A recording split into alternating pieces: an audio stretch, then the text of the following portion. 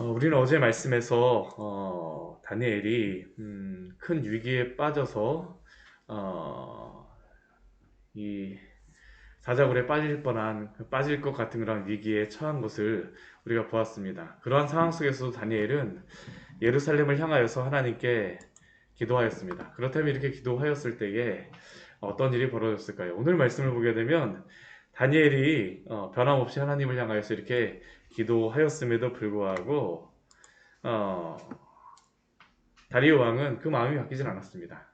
어떻게 바꿀 수가 없는 것이었죠. 변하지 않는 그러한 법이었기 때문에 이 법에 따라서 다니엘을 끌어다가 사자굴에 던져놓도록 하였습니다. 그리고 사자굴에 다니엘은 빠질 수밖에 없었고, 그런 상황 가운데에서 다리오 왕이 다니엘에게 할 수 있는 그러한 말은 16절의 말씀 이 한마디밖에 없었습니다. 내가 항상 섬기는 너의 하나님이 너를 구원하시리라. 내가 항상 섬기는 너의 하나님이 너를 구원하시리라. 너가 그렇게 기도하고 너가 항상 그렇게 하나님 앞에 간구하였는데 그 하나님이 너를 구원하실 것이다. 사실은 이러한 그 문구를 가지고 많은 사람들이 사실은 처형을 당했다라고 합니다. 만약 너의 신이 살아있다라고 한다 그러면 너가 만약 진짜 억울함이 정말로 너가 억울한 것이 억울함이었다면 모함이었다면 너의 신이 살아있다라고 하면 너를 구원해 줄 것이다. 그리고 그 결과에 따라서 살아있다라는 그러면 무엇입니까?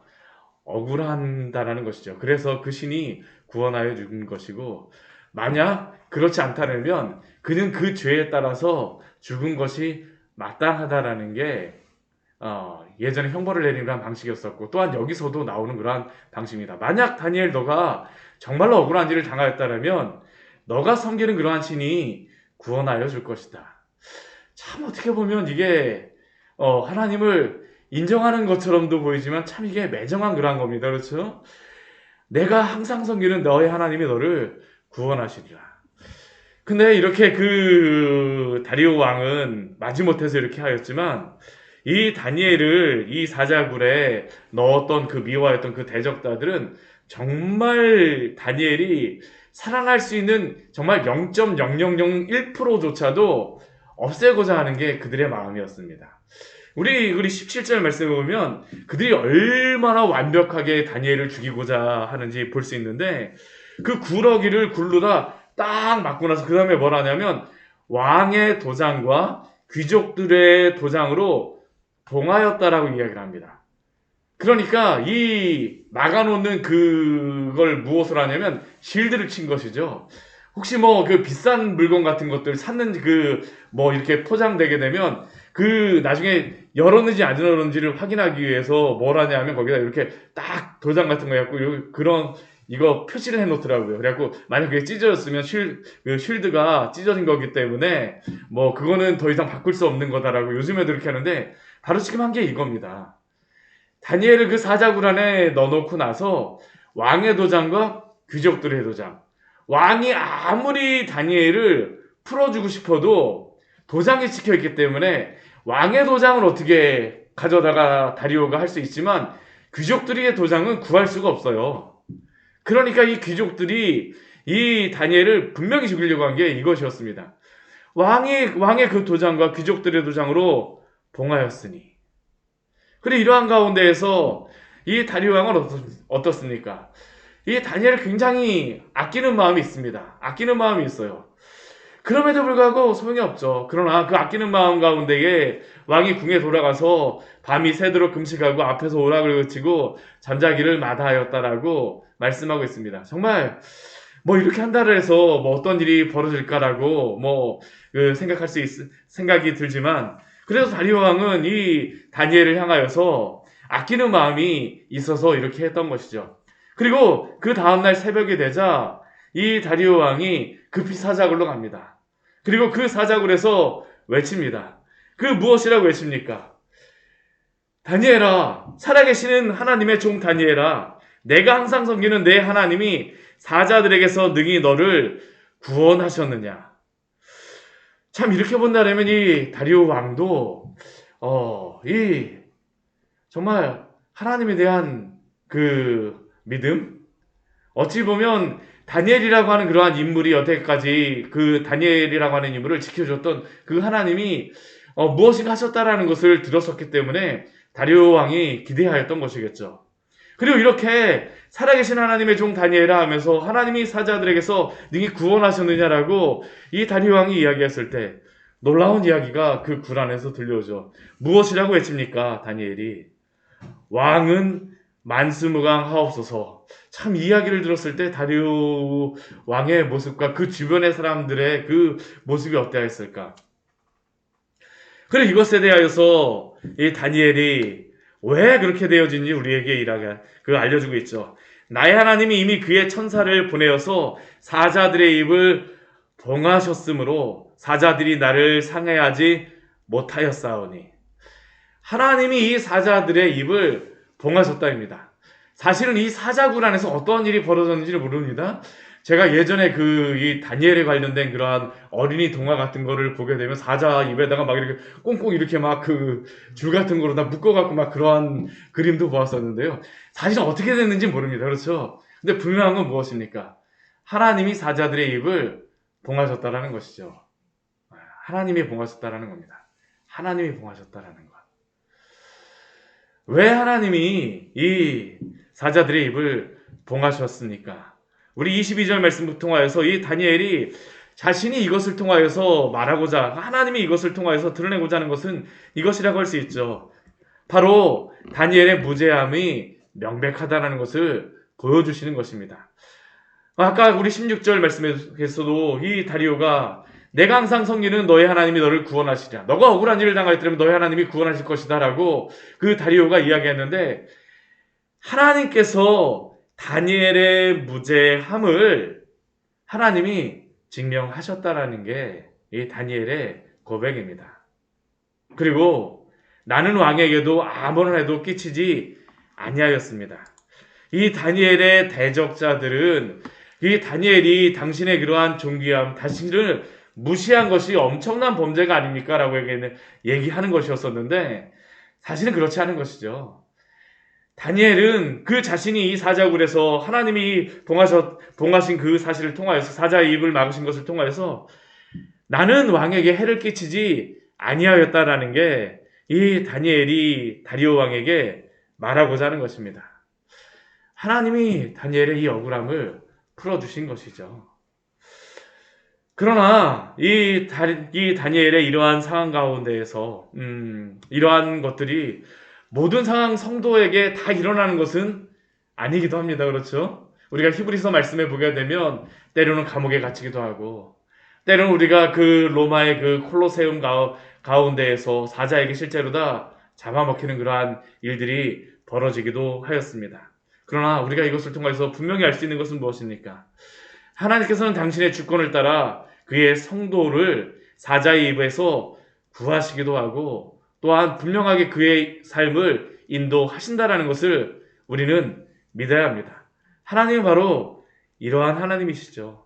이 순간 하나님께서는 당 하나님만을 의지하였던 다니엘을 사자의 입에서 지키셨습니다. 사랑하는 성도 여러분, 우리에게 여러 가지 많은 일들이 벌어지곤 합니다. 그러나 그 모든 순간 가운데서 하나님을 인정하십시오. 우리의 방법과 우리의 어떠한 수단으로 이루어지지 않는다 할지라도 하나님이 하나님의 가장 선하신 방법으로 오늘도 이끌어 가신다는 것을 믿으시기를 축원합니다. 우리가 성도가 가져야 될 그러한 믿음이 아니겠습니까? 그리고 이러한 가운데에서 이 다리왕이 어떻습니까? 이 다니엘의 이야기를 듣자 너무나도 기뻐서 다니엘을 굴에서 올립니다. 굴에서 올리죠. 그리고 이 다니엘의 모습을 확인하자 그의 몸이 조금도 상하지 아니하였다라고 23절 말씀에 우리에게 분명히 말하고 있죠. 다니엘의 몸에 조금도 상하지 않았습니다. 저는 이 말씀 보면서 사실은 좀 여러 가지 생각이 들었던 게, 굴에서 이렇게 떨어뜨렸다라고 하게 되면 이게 뭐 사람들이 이게 천천히 매달아서 내리지는 않았을 거 아니에요. 그렇죠? 야, 굴에서 내리는 것도 하나님이 지켜주셨구나 라는 그런 생각을 하곤 합니다. 하나님이 정말 지켜주셨죠. 근데 이렇게 지켜주신 이유를 오늘 23절 말씀에서, 오늘 말씀에서는 무엇이라고 우리에게 이야기합니까? 우리 23절 후반절 말씀 같이 한번 읽어볼까요? 이는 그가 자기의 하나님을 믿음이었더라. 이는 그가 자기의 하나님을 믿음이었더라. 믿음이 이 모든 상황을 이기게 합니다. 사랑하는 성도 여러분, 하나님을 의지하십시오. 하나님 앞에 나아가십시오. 예루살렘을 향하여 창문을 연다라는 것은 하나님을 의지하는 그러한 믿음으로 하나님 앞에 간구하였음을 오늘 우리에게 말씀하는 것 아닙니까? 이는 그가 자기 하나님을 믿음이었더라. 그리고 다니엘은 이렇게 구원을 받게 되지만 반대로 그를 참소하였던 사람들은 어떻게 합니까? 오히려 붙잡혀와서 그 사람들을 사자굴에 던져넣게 하죠. 그리고 던져넣었을 때에 어떤 일이 벌어지게 됩니까? 그들이 굴을 바닥에 닿기도 전에 사자들이 그들을 움켜서 그 뼈까지도 다 부서뜨렸다라고 말씀하고 있습니다. 사자들의 문제가 아니라는 것이죠. 하나님이 바로 다니엘을 지키신 것을 우리에게 알려주시는 것입니다. 오늘 이 다니엘 이 말씀을 보게 되면 오늘 이 사자굴 안에 있는 다니엘의 이 말씀은 많은 그 믿음의 선조들이 이 말씀을 보면서 무엇을 생각하였었냐 하면 한 가지의 그 성경의 사건을 기억하였습니다. 그게 무엇일까요? 바로 예수 그리스도의 죽으심과 부활에 대한 그런 말씀입니다. 예수님도 다니엘과 같이 많은 사람들의 모함을 받아서 사자굴과 같은 곳 죽음에 던져주셨습니다. 곧 예수님께서 십자가에 달려 죽으신 것입니다. 그리고 이렇게 예수님이 십자가에 달려 죽으실 때 이 다리오 왕과 같이 흡사 많은 군중 앞에서 어쩔 수 없었던 빌라도와 같은 그러한 사람이 있었습니다. 그리고 다니엘이 사자굴에 던져진 것과 같이 예수님께서 십자가에 못 박혀 죽으셨습니다. 그리고 예수님을 못 박았던 유대의 지도자들은 예수님의 부활을 막기 위하여서 굴을 예수님이 죽으셨던 그 굴을 돌로 막고 그 앞에 군인을 세워 놓았습니다. 그러나 그 무거운 돌은 예수님의 부활을 막을 수 없었습니다. 흡사 다니엘을 사자가 죽일 수 없었던 것 같이 죄와 사망이 예수님을 붙잡아 놓을 수 없었기 때문입니다. 그리고 누구든지 예수님을 믿는 자들은 구원을 받습니다. 흡사 다니엘이 그 굴 안에서도 하나님을 향한 그 믿음을 끝까지 놓지 않았던 것 같이 주 예수 그리스도를 믿고 오늘도 그를 신뢰하는 자들을 오늘도 주님께서는 당신의 이름으로 당신의 백성으로 인쳐주시고 또한 그를 붙잡아 주는 줄 믿으시기 바랍니다. 그러나 예수님을 믿지 않고 예수님을 대적하는 자들은 어떻게 될까요? 다니엘이 다니엘에 갇혔던 그 사자굴에 죽임을 당한 것 같이 하나님의 영원한 심판이 있음을 우리는 기억해야 합니다. 그렇게 끝까지 우리 주 예수 그리스도를 믿고 신뢰하십시오. 주님을 신뢰하는 그 믿음 가운데 사시기를 축원합니다. 성도에게 믿음이야말로 우리가 끝까지 붙들어야 될 그러한 또 우리 성도의 마땅한 바가 아닙니까? 오늘도 하나님을 의지하시기를 축원합니다. 그리고 이 사건을 통하여서 이 다리오 왕이 조서를 내리게 되어지죠. 하나님에 대한 그런 고백을 다리오 왕을 통하여서 하나님이 받으십니다. 무엇이라고 다리오 왕이 하나님에 대하여서 고백을 하고 있습니까? 우리 26절과 우리 17절 말씀에 그가 고백하는 그러한 고백이 있죠. 우리 26절 후반절서부터 우리 중간서부터 우리 한번 그의 조서를 한번 26절 27절 말씀 다 같이 한번 읽어보도록 할까요? 내가 이제 조세를 내리노라. 내 나라 관할 아래에 있는 사람들은 다 다니엘의 하나님 앞에서 떨며 두려워할지니 그는 살아계시는 하나님이시요 영원히 변하지 아니하실 이시며 그의 나라는 멸망하지 아니할 것이요 그의 권세는 무궁할 것이며 그는 구원도 하시며 건져내기도 하시며 하늘에서든지 땅에서든지 이적과 기사를 행하시는 이로써 다니엘을 구원하여 사자 입에서 벗어나게 하셨음이라 하였더라. 아멘. 이 일을 통해서 다니엘이 하나님이 어떠한 분인가를 이 다리오 왕이 깨닫게 되죠. 다니엘의 이 사건을 통하여서요. 참 놀랍지 않습니까? 이방의 왕을 통하여서 하나님이 영광을 받으십니다. 하나님이 어떠한 분이시라고 다리오 왕이 고백을 합니까? 살아계시는 하나님이시요 영원히 변하지 않으실 이시며 그의 나라는 멸망하지 아니할 것이요 그의 권세는 무궁할 것이며. 사실 우리가 6장에서 말씀에서 보게 되면 이 사건이 시작되어졌던 이유는 다리오가 다른 신들이 아니라 바로 자신에게 기도하고 구하게 함으로 자신이 믿음의 대상이요 어떠한 살아있는 신과 같은 그러한 존재로서 자신을 높이고자 하는 것이 분명히 그 안에 깔려 있었습니다. 그런데 오늘 말씀 한번 보십시오. 이 다리오 왕, 내가 신과 같은 존재라고 그 사람들에게 공포하고자 했던 이 다리오 왕이 오늘 하나님께 무엇이라고 이야기합니까? 그는 살아계시는 하나님이시요 영원히 변하지 않으실 이시며 자신이 믿음의 대상이나 자신이 기도를 받을 대상이 아니라 오직 하나님만이 살아계시는 하나님으로 오늘도 지키시며 오늘도 영원하게 이 땅을 다스리시고 오늘도 성도들을 붙잡아 주실 것을 우리에게 말씀하여 주심을 기억하십시오. 오늘도 주님 앞에 기도하십시오. 성도가 구할 대상은 이 세상에 이 다리오 왕과 같은 그러한 사람들이 아니라 바로 살아계시는 하나님이심을 기억하시기를 축원합니다. 그리고 28절 말씀은 이렇게 마무리하고 있습니다. 이 다니엘이 다리오 왕의 시대와 바사 사람 고레스 왕의 시대에 형통하였더라. 하나님을 의지하는 자를 하나님이 형통케 하십니다.